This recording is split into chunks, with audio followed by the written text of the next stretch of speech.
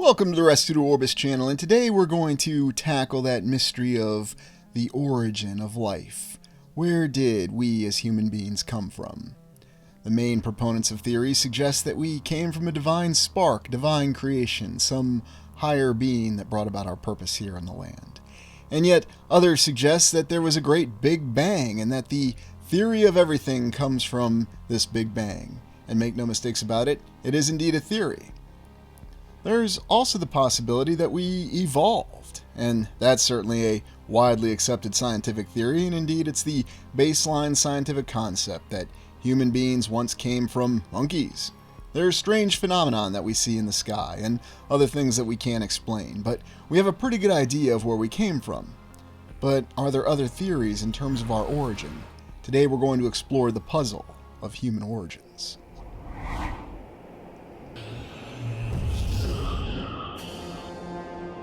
We look at the first origin theory, a little pond of goo. And it should be noted that this is the primary theory of the scientific community, the mainstream theory, that human beings came from monkeys. Or as Q said in Star Trek The Next Generation, it all begins right here in a little puddle of goo. Yes, everything that we think of, everything that we know, all creation, started as a little puddle of goo. But what's the summary of the story?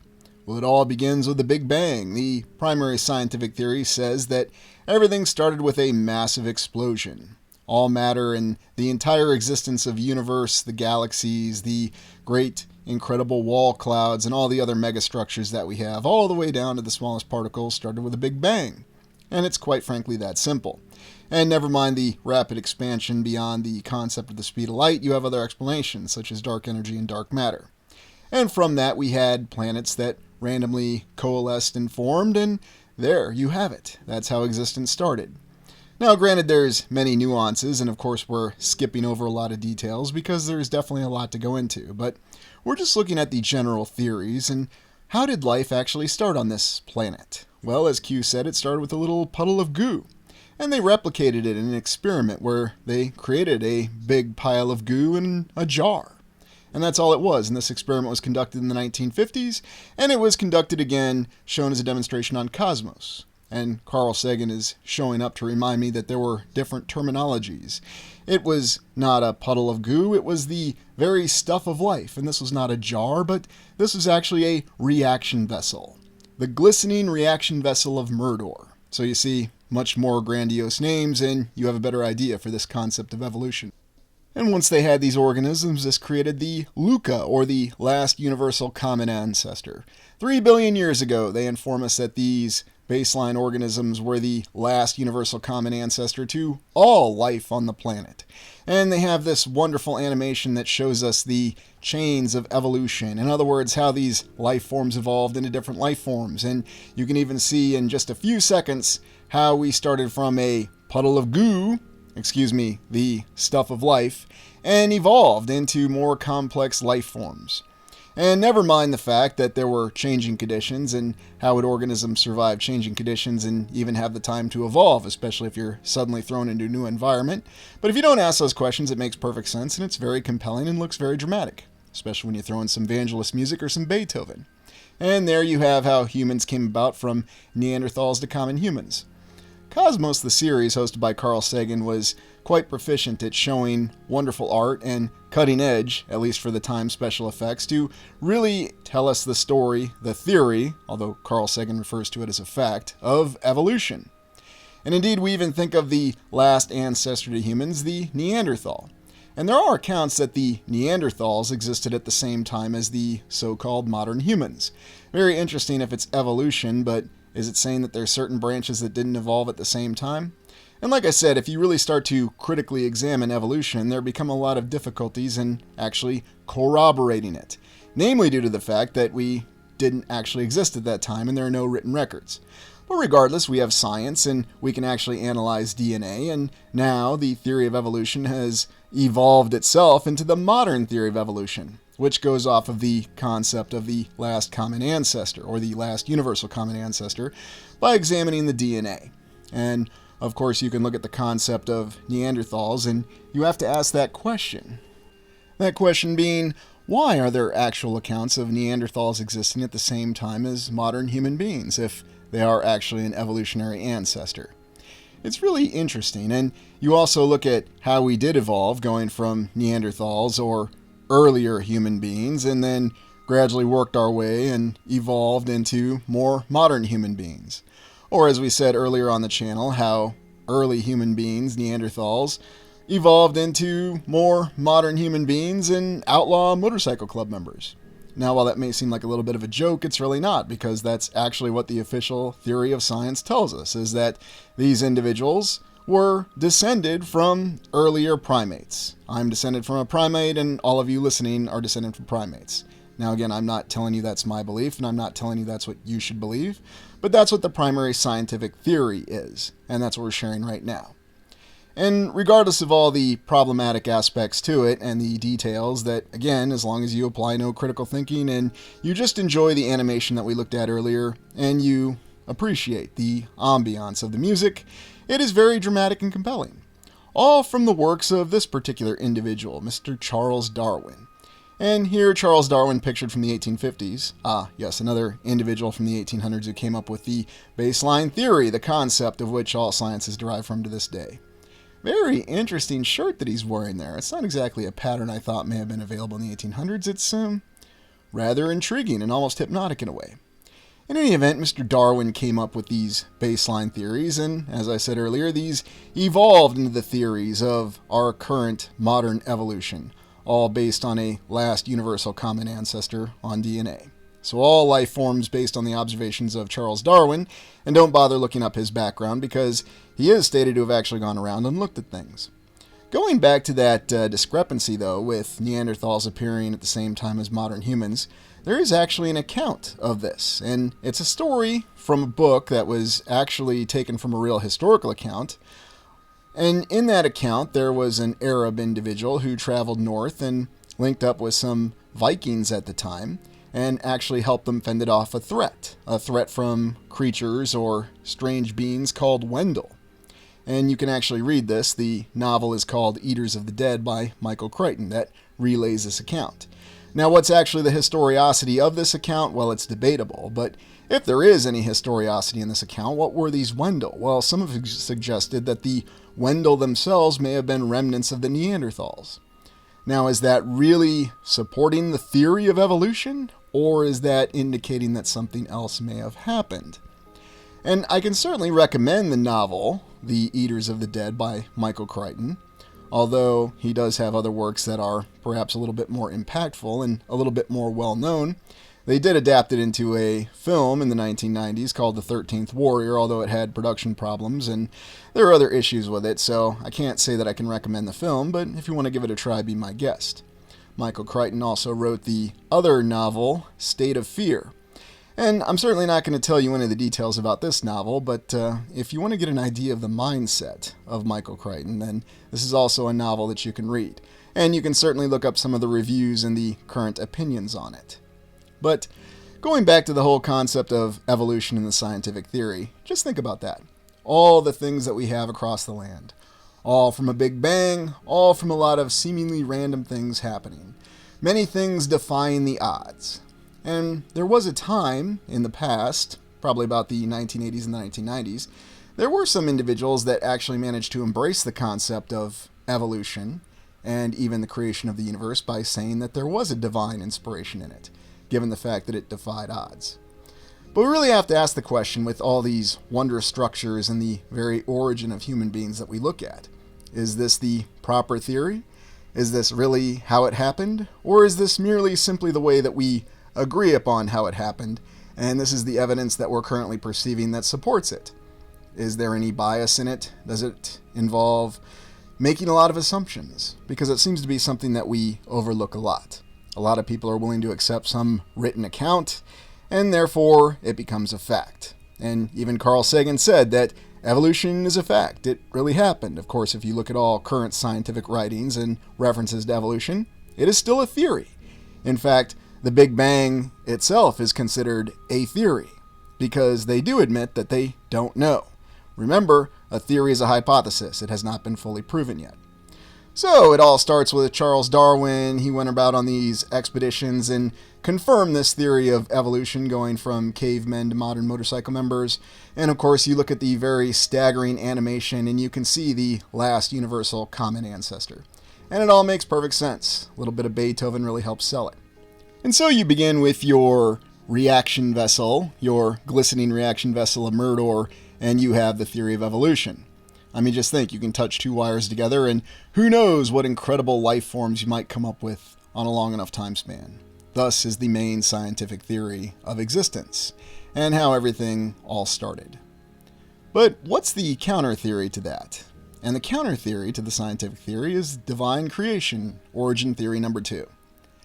Now, it's certain to say, and it's transmitted to us, that the divine creation theory, and again, it is a fact to many people, and these are people's beliefs, that there was a divine being that sparked creation, whether it was through a simple waving of the hand or waving of the will, depending on how you want to look upon it, and suddenly that brought all things into being. And like I said earlier, there was a time in the 1980s and even the early 1990s when there were academics and even some members of certain religious communities who embraced the theories of evolution and the Big Bang as merely being the divine will of the divine being, whatever you want to call it, God, Allah, Jehovah. There's many different names for it. But what exactly is the origin of everything? And the fact that there was a divine creator who was behind it, there was some sort of incredible creation that happened with the will. And this is what we see in the land, and it's reflected in everything, whether it's the structures, the life forms, and the very complex and intricate designs. And it's very easy to understand why this could be accepted as a belief. Now, interestingly enough, as we seem to have in the 21st century, there is really no middle ground anymore. The people who actually embrace this, that there was divine creation and yet evolution and the Big Bang Theory still happened, don't really seem to exist anymore. And if they do, it's certainly theories that they seem to keep to themselves, because if there's one thing, you're always supposed to have either one side of an opinion or the other. There is no middle ground. Of course, on this channel, we're going to look at another origin theory, because that's what we do on this channel. But I wanted to give the due process to the two primary and opposing theories that we have in the land of this day. Divine creation, or the scientific theory of the Big Bang, and evolution. But is there something more behind all of this? Do we really see something that is divinely inspired when we look at our architecture and we look at some of the grand designs, not just within what we're informed are artificial creations, but also in the natural creations? And are life forms a natural creation or are they an artificial creation? And that's where we start to go into the third theory. Now, some of the viewers might be wondering why I'm not devoting as much time to the creation theory. And the main reason being is that the creation theory, or the creation fact, depending on your perspective, it's a lot more straightforward, and it requires far less nuance to explain and grasp, unlike the scientific theory, in which case we could probably spend days or weeks going through every single nuance in terms of how things came to be. I'm also quite intrigued at the fact that when we examine architecture, virtually all of our science centers have the postmodern architecture format to them. I'm sure that's just another coincidence, but it's just an interesting observation. I'm not suggesting anything by it, just simply noticing it. But wherever you go on the land, you may come across some more natural or artificial creations that would certainly cause you to look up in the sky and question how all this came to be. And perhaps it's one of the very fundamental elements of being a human being, is having that natural curiosity. How did everything come to be? Why is the land so pretty and intricate? And why are many of the structures that we have so pretty and intricate and geometrically precise? And how exactly did they come to be? And therein lies the very crux of these explorations that we do, trying to find explanations for who designed all this. And why is it when we look at history, we have a very straightforward perception of history? We're actually going to look in terms of what happens when you have the two considered experts, the two primary groups of people according to the mainstream, who can tell you the difference between a legitimate conspiracy and a conspiracy theory. And what happens when you have someone who is a certified expert, whether they're a scientist or a historian, who questions another certified expert, a scientist or a historian. It is interesting, though, looking at how some of these presentations and explorations in the past by others do have a bit of divinity within them, as though there is something more behind them. And now we go to the other theories, the third origin of human beings. The lizards of Ubaid. These figurines have been found in the Middle East, at least according to mainstream accounts even, and they date back from thousands of years ago. Now, of course, we could go into the details and examine the cultures and the society and the civilization that existed at that time, but for the purpose of this exploration, I'm more interested in the fact that we do actually have these lizard figurines, or these reptilian creatures that existed in the distant past. Now, were these actual creatures, or were these just simply figures from someone's wild imagination in the distant past?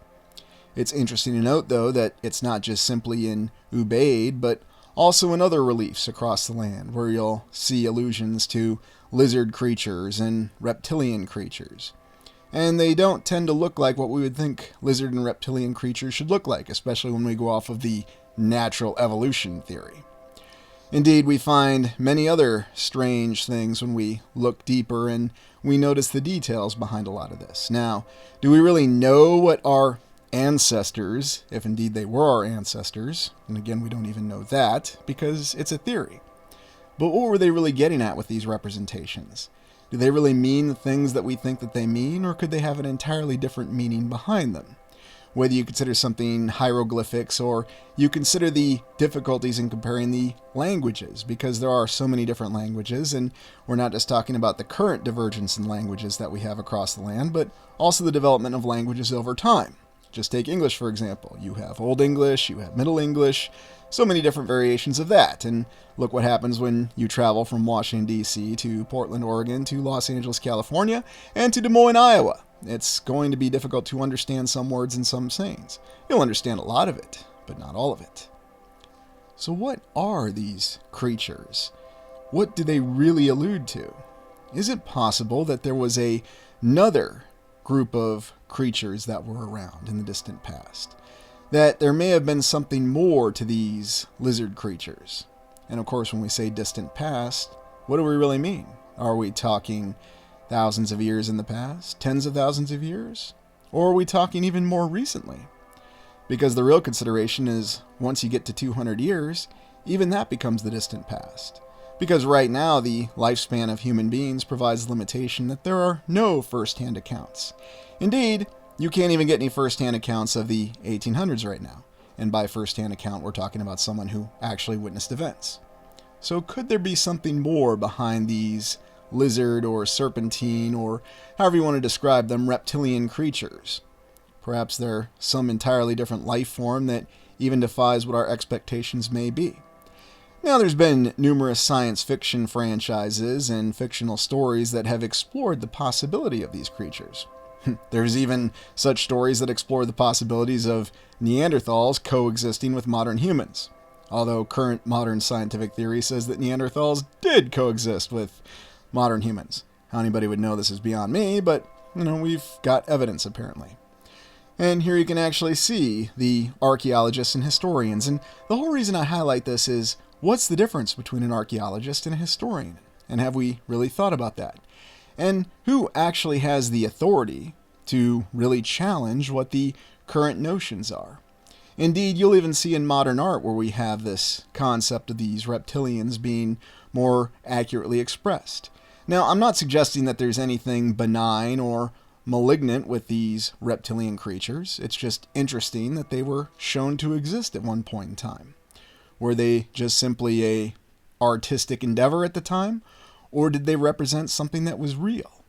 Is there still something about these creatures, these lizards or lizard men of Ubaid, they have many different names, that there could be present in today's land?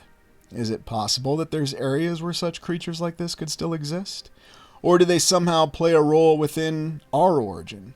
I mean, after all, if we're going to say that we could be descended from a little puddle of goo, or primates, then how could it possibly be offensive to say that we could also be descended from lizard creatures, for all we know? Now, of course, that flies right in the face of all the scientific theories that we have, because how could you possibly go from being cold-blooded to warm-blooded? And of course, we don't have any DNA evidence to back it up. Although I'm rather amazed with all of our capability to identify the legacy of DNA evidence and really look back into our past, I'm not going to use the word that's typically used, but it is a recognized scientific process to where you could actually identify your ancestors, and it gives you specific answers, reportedly, that you know where your ancestors came from and what their lineage is. And yet we seem to have limitations in terms of what we can actually accomplish with all of our knowledge of DNA. So it's just another one of those areas where I have a lot of questions. I don't know the answers, but I'm certainly suggesting that there are multiple theories, that things aren't quite as limited as we might be ready to believe. Especially when you have individuals who speak with authority that tell you that things are facts, they're not theories, when in fact they are still recognized as theories. So what's the difference? Well, we have to have some working knowledge of how things came to be. We have to have some theories for where we came from and what the origin of human beings are. And so perhaps it's merely the best consensus that they can come to. And that's totally fine as long as it's remembered that it is a consensus and it's still a theory. And if it's still just a consensus on a theory, then there should be questions that should be asked. There should also be counter theories that should be acceptable until proven otherwise. And that's always the issue that I have when it comes to examining history and the true account of humanity. Human origins are going to remain a mystery. And that's just something that we have to accept. Now, if you're ready to embrace a belief that it's just simply divine creation and that explains everything, then by all means. And if you're ready to embrace the belief that, yes, it was evolution and all these images that we have of these different sorts of human beings were just the product of imaginations, and the lizards of Ubaid are just the product of imaginations, that could be an explanation as well. But from my mind, and from what I've seen, I think there are different possibilities that are available. That there might be a much greater possibility and probability for what the variances in human existence may have been in the past. It's not quite as limited as we might like to believe. Now, could this have been the result of natural influences? Or were these artificial influences? Was this some other form of technology for manipulating or changing the very nature of physical life? That is still a technology, but one that's been suppressed and one that we don't understand.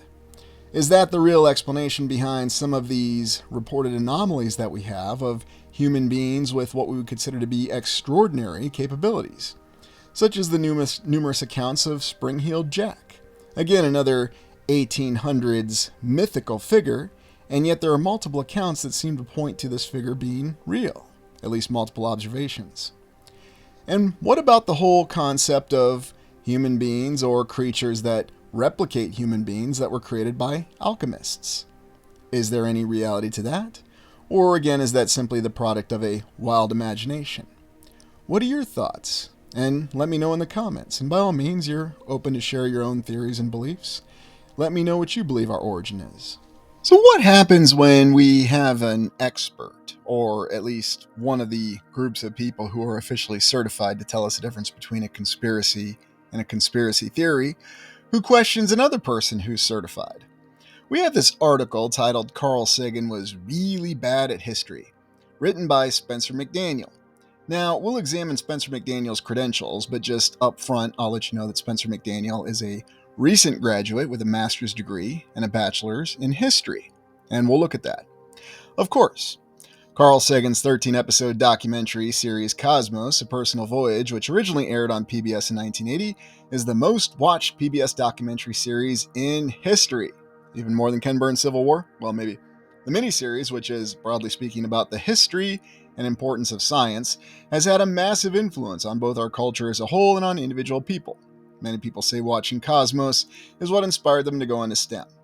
And after reading out the accolades of Carl Sagan, and by the way, we should recognize the fact that Carl Sagan did win the Pulitzer Prize, and he's also won multiple awards. It should also be noted that he was a PhD, Dr. Carl Sagan.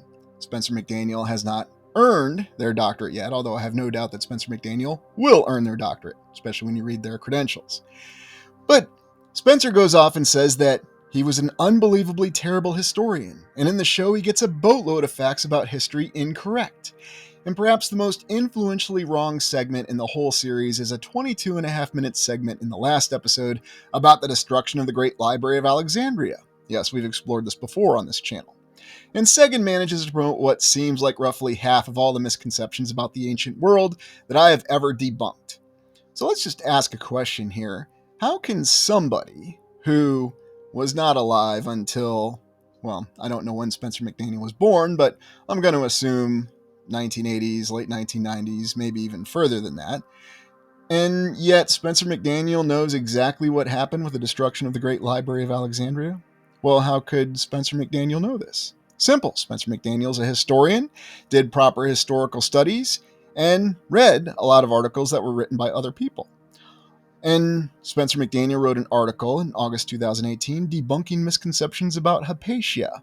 And another article, and for those of you who don't recall, Hypatia was considered the last great librarian of Alexandria, and apparently debunked more misconceptions about the library itself. And many of the misconceptions originated from Carl Sagan's Cosmos. Oh my goodness. So here we have a historian questioning the great astrophysicist himself. Well, who exactly do we trust? And Spencer goes off to give us the background of the Library of Alexandria, and we've looked at it extensively on this channel. And they talk about what the Library of Alexandria looked like, and Spencer says there is a problem with the show's portrayal of what it looked like. It portrays it as a magnificent structure filled with rooms, but the animation quality is terrible because special effects weren't that good in the 1980s. Yes, because they're so much better now. The truth, though, is we have no idea what the Great Library of Alexandria looked like. And I could certainly agree with that. That seems quite feasible. But Spencer doesn't have a problem with it because we're trying to showcase the library. But the problem is that it was based on another library that had nothing to do with it. Now, here's where things get really interesting. All the knowledge of the ancient world. After showing off the fake library, well, it wasn't a fake library, it did exist, but whatever. All the knowledge of the ancient world was once within these marble walls. Although, let me backtrack here. Did this library really exist? Or did it not exist? Well, Spencer says the library existed, but has a problem with the fact that Carl Sagan showed a special effects rendered version, and a poorly rendered version at that because special effects weren't good in 1980. And all knowledge of the ancient world was once within these marble walls. That's what Carl Sagan said. Unfortunately, this obviously hyperbolic claim is often taken a bit too seriously, so it's worth deconstructing here. Sure, that was the goal of the Ptolemaic rulers who sponsored the library, and they claimed to aspire to, but it was obviously never a realistic one. In other words, coalescing all the knowledge of the ancient world. But beyond that, the Library of Alexandria contained a lot less knowledge than you might expect. Again, I'll ask, how does Spencer know how much knowledge the library really had? And here's the evidence. Carl Sagan claims later in the segment that the Library of Alexandria contained at its peak nearly 1 million scrolls. And you might recall we did actually look back and consider what were those scrolls, because they're not books. But this estimate is wildly unrealistic.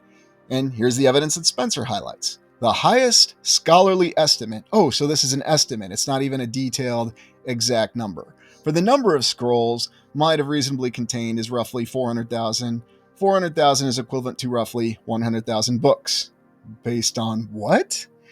Is there actually a defined mathematical figure for converting a scroll to a book? Well, I mean, you can do the math yourself here. Anyways, so basically you need 4 scrolls to get a book. Again, this is Spencer saying this. For comparison, the Library of Congress, another structure that we explored on this channel, is estimated to currently contain roughly 16 million physical books. That means if the Library of Alexandria housed the maximum number of books that we reasonably think it could have housed, it still would have housed roughly 1/160th the number of books that are currently housed in the Library of Congress. Yes, it still would have housed roughly 1/160th the number of books that are currently housed in the Library of Congress. Furthermore, although the Library of Alexandria claimed to be a universal library, in reality it primarily housed one kind of text, Greek literary texts. And here's the evidence again. We know this because the scholar, Callimachus of Cyrene, or Kyrene, who lived in the distant past, long before what we call the Common Era now, a couple thousand years ago, compiled a massive catalog of all the works in the Library of Alexandria's collection known as the Pinakos, which is often described as the first library catalog. Only fragments of it, though, have been preserved, but the main categories of work seem to have been oratory. So wait a minute. So this is good enough to make definitive conclusions, but then we admit that only fragments of it have been preserved. And when you start to look at this, this is where you see that there's a lot of different issues with Spencer's refuting of Carl Sagan's lack of knowledge of history. Now, I'm not doing this as a defense of Carl Sagan's historical prowess or knowledge or lack thereof, merely talking about how in trying to debunk, because we know that certain people like to use the word debunk, and really it's when they have an issue with something. And oddly enough, Spencer here highlights the destruction of the library by Emperor Aurelian in an attack on the city of Alexandria in an effort to recapture it from the forces of Zenobia, who had seized control of the city. In the course of the fighting, Aurelian's men are known to have completely leveled the entire quarter where the Library of Alexandria was located. If the library was still standing at that point, it would have certainly been destroyed in the battle. Of course, we don't know because a lot of the actual details of what happened with Lucius Aurelian, the historical Emperor Lucius Aurelian, are very, very vague. I guess somebody wasn't keeping good records at that time. And of course, we know virtually nothing about Lucius Aurelian's start. Carl Sagan laments at length about how the Greek astronomer Aristarchus of Samos discovered heliocentrism in the 3rd century. And of course, this is what this continues to be. It's just a continuous questioning of everything that Carl Sagan proposed in Cosmos. Now, it's interesting, isn't it? Because, like I said, here we have a historian that's questioning a recognized and award-winning scientist. And yes, we know of Carl Sagan's reputation. But what exactly do we make of this when we have one expert, and not just any expert, but a certified expert? Because Spencer does have a master's degree. And in the field of academia, that is a credential. You are someone who is capable to tell the difference between a conspiracy and a conspiracy theory. In other words, Spencer is certified to tell us what the actual history is. But here's where I find this really interesting, and this is where this starts to get very awry, if you will. Seeds of the modern world. Carl Sagan declares that the seeds of the modern world clearly existed in ancient Alexandria, but for some reason, they didn't take root or flourish. I have several issues with this statement. First of all, the seeds Carl Sagan is talking about here did take root and flourish. That's where the modern world comes from. Second of all, the seeds of the modern world, if we can even meaningfully speak of such things, were certainly sown long before the city of Alexandria was ever founded. I would argue that the seeds of the modern world, and again this is opinion, must go all the way back to at least ancient Sumer. Yes, maybe we had some lizards and some figures of lizards, right? And probably even further back than that. Even in the earliest urban societies, we see the earliest makings of the modern world. Although how exactly we see that, we're not really sure. Ultimately, of course, the modern world is the product of the past, and by that I mean the entire past. So does that include or not include the theory of evolution? Is that part of the past? And here's where things really become interesting to me, as if they aren't already interestingly enough. Slumber through 1,000 years of darkness. And then Spencer goes off to talk about Sagan claiming that the West slumbered through 1,000 years of darkness until Columbus and Copernicus and their contemporaries rediscovered the work done. There are actually several errors here, so once again, refute them or debunk them. First, as I explained in this article, the Middle Ages weren't totally a period of darkness. So here you have this walking back on how bad the Middle Ages really were. It really wasn't the Dark Ages. It really wasn't that bad. We had the first colleges and the universities. So you can see that someone is really embracing the current modern academic perspective. And I'll give Spencer credit. And this article goes on and on and on, going off of every single detail. But I want to share something with you that I find quite intriguing. And here's where we get to the real interesting point of all of the evidence that Spencer presents in this very elaborately written blog and article to refute the claims of Carl Sagan and Cosmos. The real reason why so many texts have been lost. The real reason why so many writings from the ancient world have been lost is not because one library was destroyed, but rather because the texts that have been lost weren't copied. In ancient times, the only way a work could be reproduced was if it was copied out by hand by a scribe. This was a very time-consuming, very labor-intensive, and often very expensive task. Ah yes, it's always that money answer, isn't it? Ancient texts were mainly written on papyrus, which is not at all a very durable material in any sense. It usually breaks down quickly, much like modern acid paper. This means texts had to be copied frequently in order to be preserved. And of course, we're making the assumption that they were always copied correctly. Because remember, historians are not the ones who record current history, are they? All the ancient texts that have been passed down to us through the manuscript tradition have been copied not once or twice, but dozens of times at the very least. In order to destroy a text, you didn't have to burn it, all you had to do was not copy it. So Spencer admits here that there is a lot of missing material from history. But apparently the material that made it to us, it is unquestionable, it is incontrovertible, it is hard evidence. Much as Carl Sagan says that evolution is a fact, Spencer tells us that whatever did reach us and however it reached us is also a fact. And no matter what you do when you're a historian, and I'll tell you how you be a legitimate historian, you take the works of other historians and you cite them when you write a paper and when you write a book. And that's how you're an effective historian. It's certainly not by going out and researching in the field. You're never going to be an effective historian by doing that. You simply research what other historians have done and you write a book based on it, or you make publications based on it. And indeed, even in this blog, Spencer does that quite proficiently by highlighting the works of other legitimate historians to refute Carl Sagan. Carl Sagan was a bad historian, according to Spencer.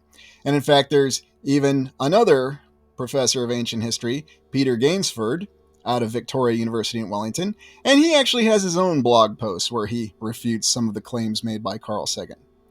And then, of course, Spencer has this book, City and School, by Edward J. Watson, laments the fact that it doesn't have a very good cover.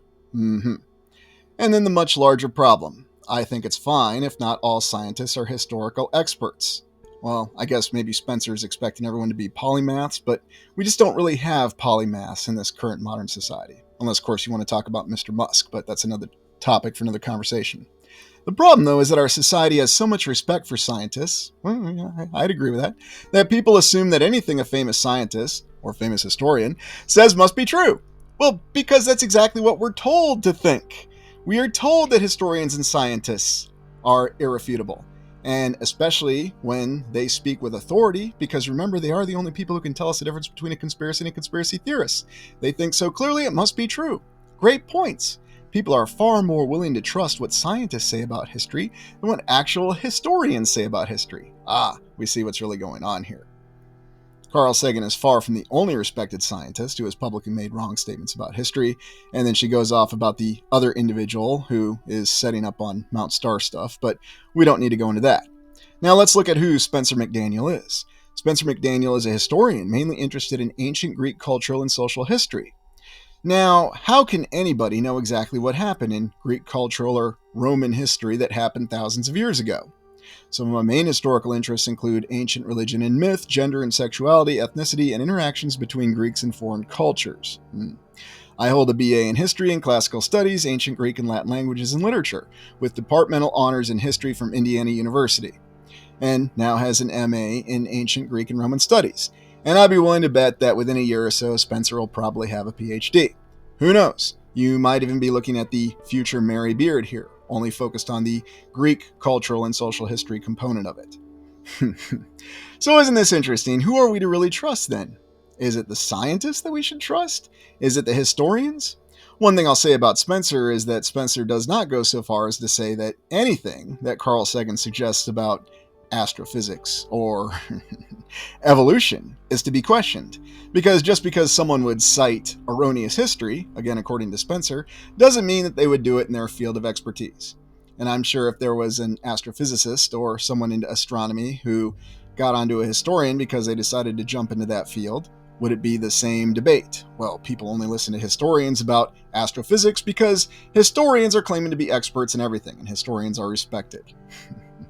What are your thoughts on this? And before I close this out, I have to wonder, what would our resident skeptic, Mr. Brian Dunning, say about this conflict between these two authorities, this historian and, of course, our preeminent scientist, Carl Sagan?